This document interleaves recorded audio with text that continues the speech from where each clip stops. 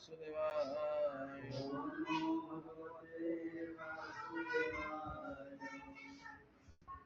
हरे कृष्ण। समस्त सादर अभिनंदन जनाऊँ इस्कन सालेपुर तरफରୁ। କୋଉ ଶ୍ଲୋକ ଯାଇଥିଲା के मन ଲାଗିଛି? 15 ଶ୍ଲୋକ ଯାଇଥିଲା ମହାରାଜ, 16 ଶ୍ଲୋକ ପଢା ହବ। ଆଜି ପଢା ହବ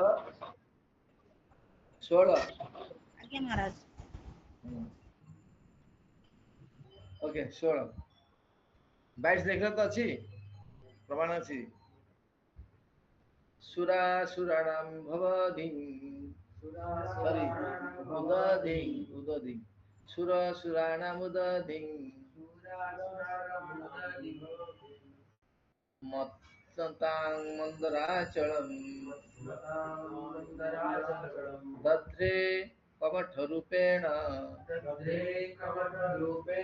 पृष्ठ एकादशे विभुः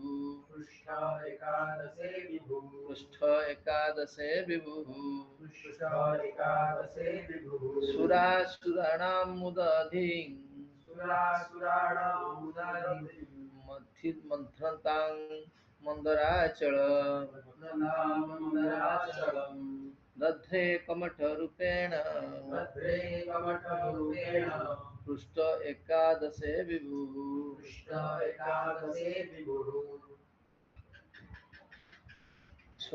शब्दानुवाद सुर आस्तिक असुराणां नास्तिकମାନଙ୍କର उदधि ସାଗରରେ ମଥତାଂ ମନ୍ଥନ କରିବା ବେଳେ ମନ୍ଦରାଚଳମ୍ ମନ୍ଦରାଚଳ ପର୍ବତ ଦଧ୍ରେ ଧାରଣ କଲେ କମଠ କଚ୍ଛପ ରୂପେଣ ରୂପରେ ଧୀରେ ପୃଷ୍ଠେ ପୃଷ୍ଠରେ ଏକାଦଶ ବିଭୁ ମହା ଅନୁବାଦ। ଏକାଦଶ ଅବତାରରେ ଭଗବାନ ଏକ କଚ୍ଛପକୁ ଧାରଣ କରିଥିଲେ ଏବଂ ସେ ନିଜର ପୃଷ୍ଠକୁ ମନ୍ଦରାଚଳ ପର୍ବତର ଆଧାରିତ କରିଥିଲେ ଛିଡ଼ା କରିଥିଲେ, ଅର୍ଥାତ୍ ମନ୍ଦରାଚଳ ପର୍ବତ ତାଙ୍କର ପୃଷ୍ଠ ଦେଶରେ ଧାରଣ କଲେ।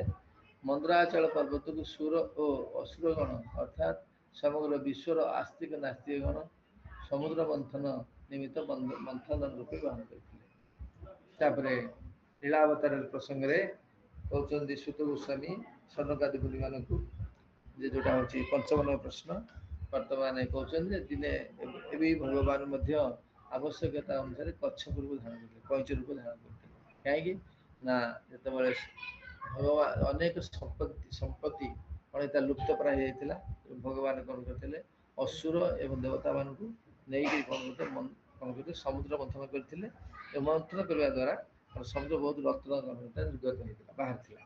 ସେ ଭିତରେ କଣ କରୁଥିଲେ ମନ୍ଥନ ଦଣ୍ଡ କରିଥିଲେ ମନ୍ଦରାଚଳ, ବାସୁକି କଣ କରିଥିଲେ ମନ୍ଥନ ରଜୁ ମନ୍ଥନ ମନ୍ଥନ ଦଣ୍ଡକୁ ନେଇ ନିକ୍ଷେପ କଲେ ସମଗ୍ର କ୍ଷୀରସାଗରରେ। ସେତେବେଳେ କଣ ହେଲା ଡୁବିଗଲା। ଭଗବାନ କଣ କଲେ ଦେବତା ଅଶ୍ୱମାନେ ଦେଖି ଆଶ୍ଚର୍ଯ୍ୟ ହେଲେ। ଡୁବିଗଲା ପରେ କଣ କରାଯିବ, ଏଇ ସମୟରେ ଭଗବାନ କଇଁଚ ଅବସ୍ଥାରେ କଚ୍ଛ ଟେକି ଧରିଲେ। ତାପରେ କଣ କଲେ ମନ୍ଥନ ଆରମ୍ଭ ହେଲା। ସେତେବେଳେ ଭଗବାନଙ୍କର ଉଦ୍ଦେଶ୍ୟ ଥିଲା କଣ ନା ଅସୁର ମାନେ କଣ କରିବେ, ଦେବତା ମାନେ ତାଙ୍କର ପ୍ରାପ୍ୟ ସମ୍ପତ୍ତି ପାଇବେ ସମୁଦ୍ରରୁ, ସମୁଦ୍ର ରତ୍ନାକର କୁହାଯାଏ। ଏବଂ ତତ୍ସଙ୍ଗେ ନିଜର ଇଚ୍ଛା ଥିଲା ପିଠି ଖୁଜୁଲି ହଉଥିଲା, ତାକୁ ନିବାରଣ କରିବା ପାଇଁ ସେ କଣ କରିଥିଲେ ମନ୍ଦରାଚଳକୁ ଧାରଣ କରିଥିଲେ। କୋଉଠି ନିଜ ପୃଷ୍ଠରେ ଭାବାର୍ଥ ଏକଦା ସୁର ଅସୁର ଗଣ ଅର୍ଥାତ୍ ଆସ୍ତିକ ନାସିକଗଣ ସମୁଦ୍ରରୁ ଅମୃତ ବାହାର କରିବାକୁ ପଡ଼ିଥିଲା। ଯେଉଁ ଅମୃତ ପାନ କଲେ ସେମାନେ ଅମର ହୋଇଯିବେ, ସେ ସମୟରେ ମନ୍ଦରାଚଳ ପର୍ବତ ମନ୍ଥନ ବ୍ୟବହୃତ ହୋଇଥିଲା ଏବଂ ଭଗବାନ ପୂର୍ବଙ୍କର ପୃଷ୍ଠଭୂମିରେ ସାଗର ଜଳରେ ପର୍ବତ ଆଧାର ଛିଡ଼ା ହୋଇଥିଲା। ଏଇ ସେଟା କହୁଥିଲେ। ଏଇ ଯୋଉ ମନ୍ଦରାଚଳ ଧାରଣ କରିଥିଲେ ସେଟା ଚାକ୍ଷୁଷ ମନନ୍ତ୍ର ହେଇଥିଲା, ଷଷ୍ଠ ମନନ୍ତ୍ର ହେଇଥିଲା। ଅଷ୍ଟମ ସ୍କନ୍ଦ ଭାଗବତରେ ଏଇଟା ବର୍ଣ୍ଣନା କରାଯାଇଛି। ଚାକ୍ଷୁଷ ମନନ୍ତ୍ର ଏଇଟା ହେଇଥିଲା। ଏଇ ଯୋଉ ଭଗବାନ କଚ୍ଛ ରୂପ ଧାରଣ କରିଥିଲେ। ତାପରେ କଣ ସେଇ ଚାକ୍ଷୁଷ ମନନ୍ତରେ କଣ ହେଇଛି ଧନ୍ୱନ୍ତରୀ ଅବତାର ଏବଂ ମୋହିନୀ ଅବତାର ହେଇଥିଲେ। ଧାନତରଂ ଦଶ ସମଂ अरे सॉरी भानुतरं द्वादशं त्रयोदशम् एव च अपायत् सुरानन्यान् मोहिन्या मोहयन्निश्यो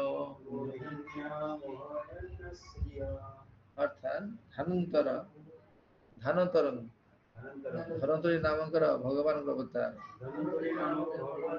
द्वादशम द्वादश त्रयोदशम त्रयोदश एव निश्चित भाव च एवं अपाययत पान कराइथिले सुरानाम सुरान देवता मानकु अन्यान अन्य मानकु मोहिन्या आकर्षण सौंदर्य रे मोहयन प्रलुब्ध स्त्रिया नारी रूप रे तापरे कना समुद्र मंथन रु कौन है ना सब जिनस बाहर थिला रत्न बाहर जे बाटी देल लास्ट को टारगेट था अमृत तो अमृत बाहरिला से कौन है अम सुर और देवता असमान भर माड़ गोड़ आरंभ है गंडगोल आरंभ है किए आगे पीब भगवान कौन यही समय आसिक मोहिनी अवतार से कह द्वादश अवतार भगवान धनंतरी रूप में प्रकटित हेले एवं त्रयोदश अवतार से कौन कले मोहिनी रूप होकर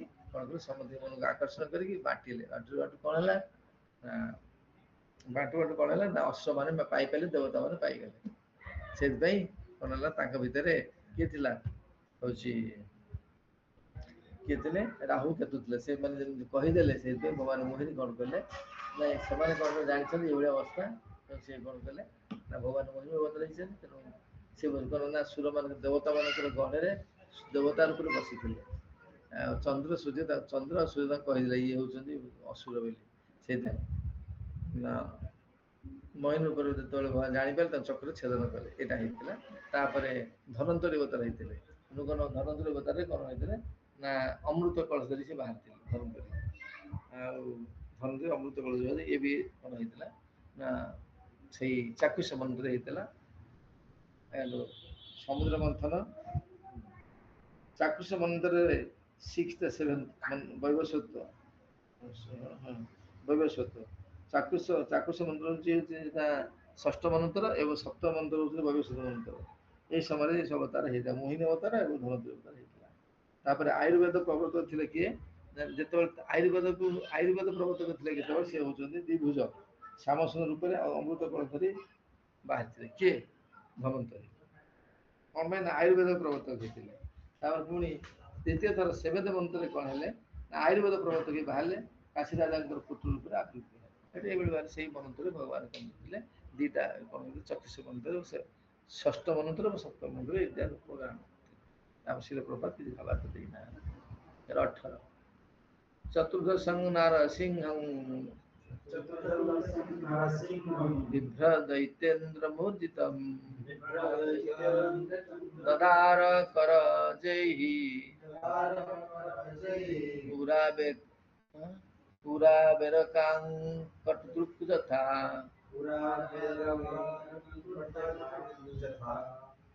चतुर्दश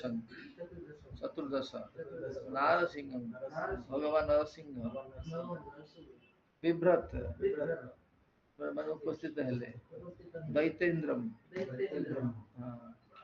नास्त्य मानक राजा उर्जितम दृढ़ भाव उर्जित निर्मित ददार दुई भाग विदीन कले कर कई नखरे उरऊ गोलरे रखी एरकांग बेत पटकृत चढ़ई यथा बढ़े बढ़े बढ़े यथा जपरी अनुवाद चतुर्दश अवतार रे भगवान नृसिंह रूप में अवतीर्ण होते एक बढ़ई बेतकू जपरी दुई फाड़ कर चिरे नास्तिक हिरण्यकशिपुर सुदृढ़ शरीर को भगवान तीक्ष्ण नख द्वारा विदीन करते आप जानते जे प्रहलाद पिता हिरण्यकशिपु हिरण्याक्ष पथरे अति क्रोधित होकर किपरि प्रतापवान होता बंध करने भगवान नरसिंह रूप धारण करते ଆଉ କିଛି ସେଥିରେ ନାହିଁ।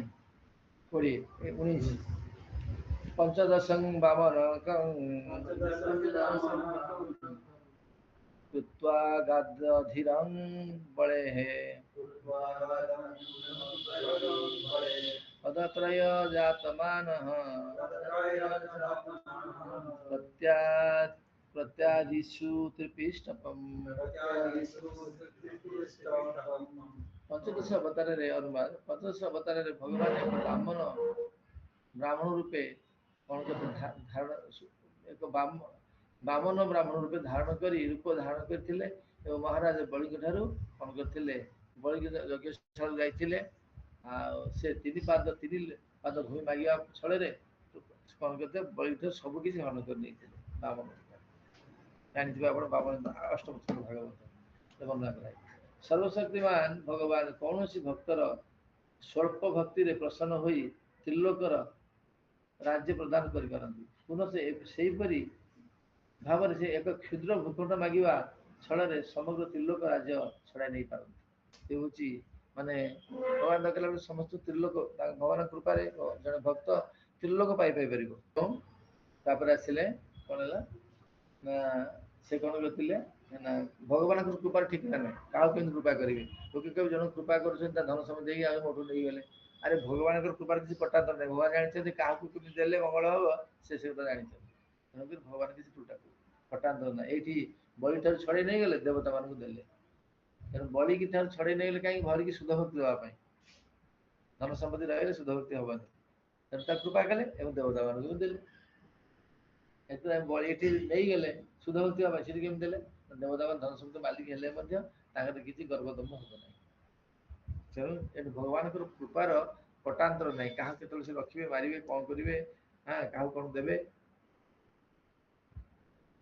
କାହାକୁ ଧନ ଦେଇ କୃପା କରୁଛନ୍ତି, କାହାଠୁ ଧନ ନେଇକି ତାକୁ କୃପା କରୁଛନ୍ତି। ତାପରେ ଆଉ କିଛି ବ୍ୟାଖ୍ୟା ନାହିଁ। ଅବତାରେ ଷୋଡ଼ଶ ମେ ପଶ୍ୟନ୍ ବ୍ରହ୍ମ ଦ୍ରୁହୋ ନୃପାନ୍ ତ୍ରିସପ୍ତ କୃତ୍वा କୁପିतो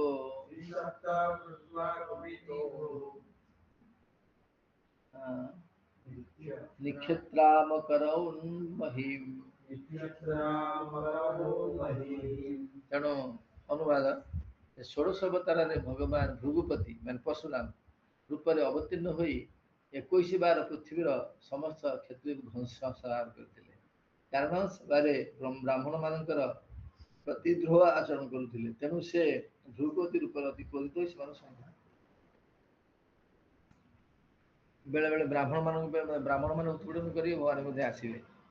କୋଉଠି ଆସିଥିଲେ, ବୁଧ ରୂପରେ ଆସି ବ୍ରାହ୍ମଣ ମାନଙ୍କ ବେଦକୁ ନିନ୍ଦା କରିଥିଲେ। ସେଠି ବି କ୍ଷତ୍ରିୟ ମାନେ ଉତ୍ପୀଡ଼କ ହେଲେ, ତେଣୁ କ୍ଷତ୍ରିୟ ନିଧନ ମଧ୍ୟ କରିଥିଲେ। ତେଣୁ ଯେତେବେଳେ ଯୋଉଠି ଦରକାର ପଡେ, ଯୋଉ କାର୍ଯ୍ୟ ଦରକାର ପଡିବ, ସେଇଭଳି ତଦନୁସାରେ ସେ କଣ ରୂପ ଧାରଣ କରିବେ, ତାହା କୁହାଯାଏ ଅବତାର। ତାପରେ ଆଉ କିଛି ନାହିଁ। ତାକୁ ପଢିବା ଭାବାର୍ଥ ଶ୍ରୀପ୍ରସାଦ କଣ କହୁଛନ୍ତି। କ୍ଷତ୍ରିୟ ବା ଶାସନ ବର୍ଗର ବ୍ରାହ୍ମଣ ମାନଙ୍କ ନିର୍ଦ୍ଦେଶ ଅନୁଯାୟୀ ରାଜ୍ୟ ଶାସନ କରିବା ଉଚିତ। ବ୍ରାହ୍ମଣ ମାନେ ପ୍ରାମାଣିକ ଶାସ୍ତ୍ର ନିର୍ଦ୍ଦେଶ ଅନୁସାରେ ଶାସନ କରିବାକୁ ଉପଦେଶ ଦେଇଥାନ୍ତି। ଶାସକ ମାନେ ସେହି ଉପଦେଶ ଅନୁସାରେ ଶାସନ କରିବା ଉଚିତ। କ୍ଷତ୍ରିୟ ମାନେ ବ୍ରାହ୍ମଣ ମାନଙ୍କ କଥା ମାନୁନଥିବାରୁ ଦେଖାଗଲା ସେମାନଙ୍କୁ ବଳପୂର୍ବକ ଗାଲିଚ୍ୟୁତ କରି ଅଧିକ ଯୁଗତର ଶାସନ ବ୍ୟବସ୍ଥା ସ୍ଥାପନ କରିବା ଆବଶ୍ୟକ। ଯେତେବେଳେ କ୍ଷତ୍ରିୟ ମାନେ ବ୍ରାହ୍ମଣ କଥା ନ ମାନି କଣ କରିବେ, ଯେତେବେଳେ କ୍ଷତ୍ରିୟ ମାନେ ବ୍ରାହ୍ମଣ ମାନଙ୍କ କଥା ମାନୁନଥିବାରୁ ଦେଖାଗଲେ ସେମାନଙ୍କୁ ବଳପୂର୍ବକ ଖାତିର କଣ କରିବ ନା ସ୍ଥାନଚ୍ୟୁତ କରିବାକୁ ପଡିବ। ମାନେ ବ୍ରାହ୍ମଣ ମାନେ କରିବେ। ଯଥା ହେଇଥିଲା କି ବେଣ ମହାରାଜ ମାନିଲେନି ଶାସ୍ତ୍ର ନିୟମ, ବ୍ରାହ୍ମଣ ଜବରଦସ୍ତି କରିଥିଲେ। ଏଠି ବି ମଧ୍ୟ ଭଗବାନ ଆସିକି କ୍ଷତ୍ରିୟ ମାନଙ୍କୁ କଣ କଲେ, 21 ବାର ନିଧନ କରିଥିଲେ। ଏଭଳି ଭାବରେ କଣ ହଉଛି ନା ଇଏ ହଉଛି ଷୋଡ଼ଶ ଅବତାର।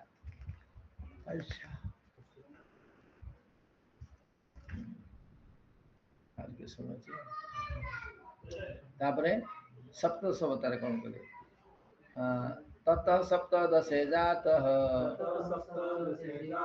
ସତ୍ୟବତ୍ୟାଂ ପୁନାଶରାନ୍ ଚକ୍ରେ ବେଦ ତରୋ ଶାଖା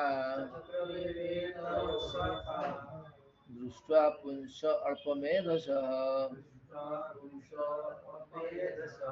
सप्तदश अवतार रे भगवान पराशर मुनि पत्नी सत्यवती गर्भ रे श्री व्यासदेव रूप में आविर्भूत हेले एवं से लोक मानू अल्प बुद्धि संपन्न देखी एक ही वेद गोटे वेद को से बहुत शाखा परिणत कले देखी लोक मैंने अल्प बुद्धि संपन्न गोटे वेद था बहु भाव विभक्त कले पुणी शाखा प्रशाखा या भाव में कौन कले ना कौन कले व्यास अवतार से कौन कले व्यास अवतार से कौन कले वेद प्रकरण कले वेद को विभागीकरण कले कहीं लोक मान बुझापी एक आगू जीव मूलतः वेद गोटे किंतु शासक किंतु शिल व्यासदेव मूल वेद चारि भाग में विभक्त कले यथा साम जजु रूप एवं अथर्व पुनः से तत्पर व्यासदेव से पुराण और महाभारत रूप में प्रकाश कले साधारण लोकों पक्षे वैदिक भाषा और विषय वस्तु बड़ कठिन अटे जो अति अल्प बुद्धि संपन्न एवं आधार आत्मनुभूति लाभ कर ब्राह्मण मान ही केवल बुझीपारे किंतु ये जो कलिजुग मूर्ख लोक मानकर परिपूर्ण द्वारा परिपूर्ण एपरी जुगरे जो माने ब्राह्मण पिता औरस जन्म होती से शूद्र कि स्त्रीलोक ठारू अधिक उन्नति नुहति ब्राह्मण क्षत्रिय वैश्य प्रभृति निज मान संस्कार हेबा उचित किंतु ए जुगर कुप्रभाव जोगु तथाकथित ब्राह्मण एवं अन्य उच्च परिवार लोक मानकर आ संस्कार है ना कारण समूह कौन करेंगे ब्राह्मण मान संस्कार हे क्षत्रिय मान संस्कार हम वैश्य मान संस्कार हम एमान द्विज बंधु बा द्विज परिवार कुटुंब बा बंधु बोली कहा जाए किंतु ये द्विज बंधुगण शूद्र और स्त्रीलोक मान एक पर्यायभूत अटन यही अल्प बुद्धि लोक यथा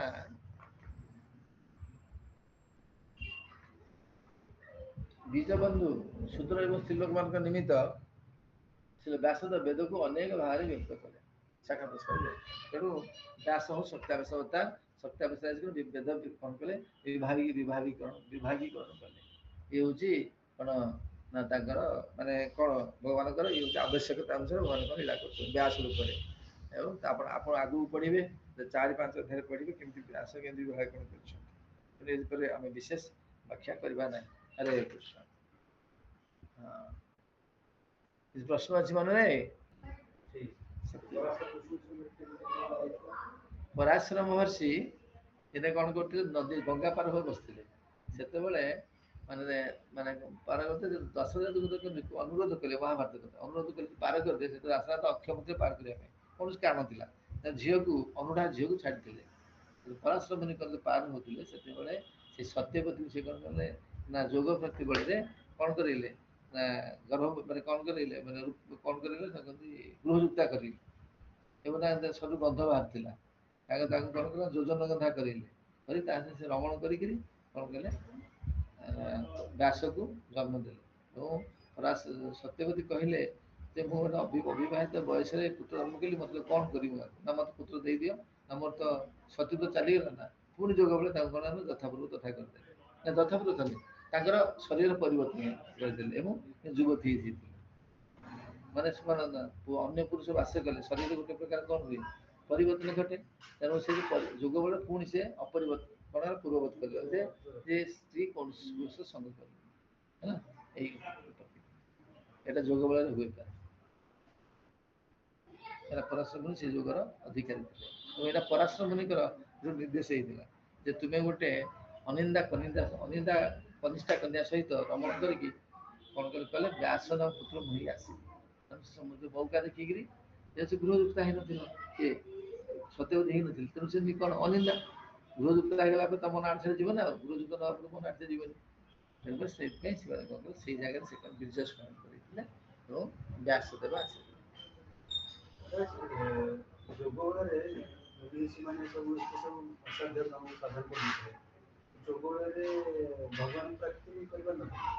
हाँ उद्दिष्ट जोग हूँ भगवान पाइबा उद्दिष्ट किंतु सहज बहुत कठिन निजे कौन नुआ निजे कौन मो जोग बेले मुझे जोग उद्दिष्ट जोग जोग द्वारा मुझे सहज मिल पारे जमी भक्ति सहज मिल जी जोग मिले